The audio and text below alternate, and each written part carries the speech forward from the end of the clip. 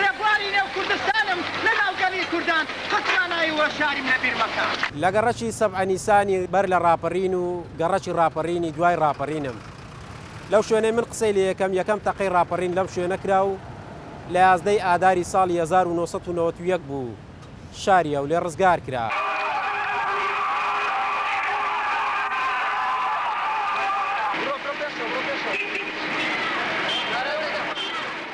ڕاپەڕین دەستی پێکرد ئێرە و گەڕەکە ناویشتری لێبوو بە ناوی سەبعەنیسان بوو وەبزانم کە ئەو کاتەڕژێمی ڕفتارفاشی بەغدا ئەو ناوەی لەو سنوورە نابوو کە ڕۆژێکی خۆیانە بەڵام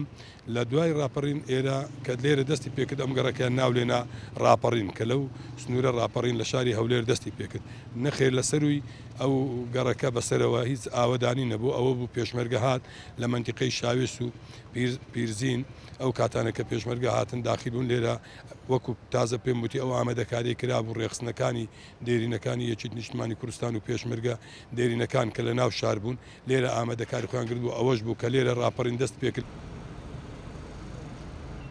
ناونانی گەڕەکی ڕاپەڕین بۆ ئەوە دەگەڕێتەوە لە سەرەتای ئازادکردنی هەولێر لەو گەڕەکە یەکەم تەقەی ڕاپەڕین لەلایەن هێزەکانی پێشمەرگەی کوردستانەوە کراوە و وەک پێشمەرگە بەشداربووەکانی ڕاپەڕینیش دەڵێن لێرە پلان و بەرنامەکان دانرا و دەستمان بە ئازادکردن و ڕاپەڕینی شاری هەولێر کرد. ئەمە ڕێکخرابوونەوە پاشەوەی کە ڕێکخرابوون هەموو تقریبان بە چەکەوە بووین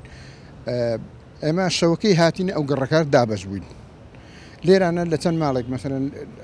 لە ماڵی ئەو برادرانەوە هەڤاڵانەی ئێرە ماری مامۆستا محەممەد و ماری شەید تەنیا ئەوانە هەموو دابش بوون هەموو حاضر بووین ئەو بوو بەیانەکەی ئەمە تقریبان سعات 4 بەیانی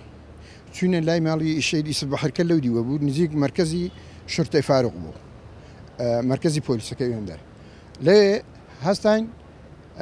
ئەوان بەبێ تەقە تەسلیم بوون. بەهۆی بەرفراوانبوونی هەولێر گەڕەکی ڕاپەڕین ئێستا کەوتۆتە ناوەڕاستی ئەو شارە هەر لە یەکەم ڕۆژی ڕاپەڕینی 11 ئادار تەواوی داومەزراوەکانی بەعز لەو شارە پاکرانەوە و هەولێر ئازاد کرا. قارەمان جەوهەر، کورسات نیوز، هەولێر.